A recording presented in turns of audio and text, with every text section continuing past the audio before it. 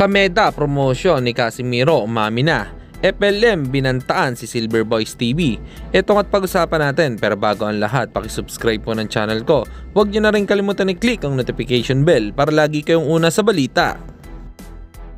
Pag-usapan nga po natin mga kaboxing, Teofimo Lopez ay umaasa pa din ang hiling na laban nito kay boxing legend Manny Pacquiao. Gustong gusto talaga nito na makalaban ang ating kababayan. Isang malaking achievement daw ito para sa kanya na makaharap sa ibabaw ng ring ang isang alamat at nag-iisang 8 Division World Champion. Para sa inyo mga kaboxing, ano po opinion nyo rito? Comment lang kayo sa ibaba.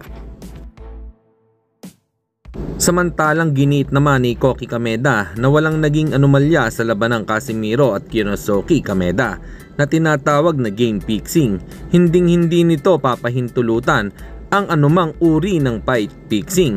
Ayon sa mga kababayan nitong Hapon, ay si Kameda daw ay sinetap si Casimiro kung saan ay pilit itong pinapirma at binigyan ng agarang short notice ng isang buwan para umakyat ng timbang at labanan ng pinsan nitong si Kameda.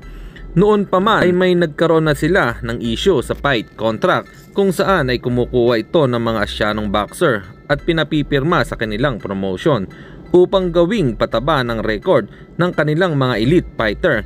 Kaya daw ang naging biktima ay si Cuadro Alas kung saan ay nagamit ito bilang pataba ng kartada ng kanyang pinsan na si Kameda. At sa kabilang balita naman tayo mga kaboxing, Norman Mangusin aka FLM ay sinabing pupuntahan daw niya si Mark Yao sa bahay or mas kilalang Silver Boys TV at ipapalo ang mukha nito. I-PM lang daw siya.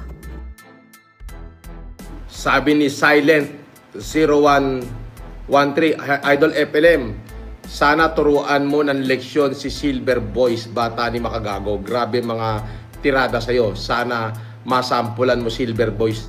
Ganon? Taga saan yung Silver Boys na yan? Pag narinig kong binanatan ako, sige, puntahan ko sa bahayan, ipalo ko yung mukha niya. PM mo sa akin. Sabi ni Silent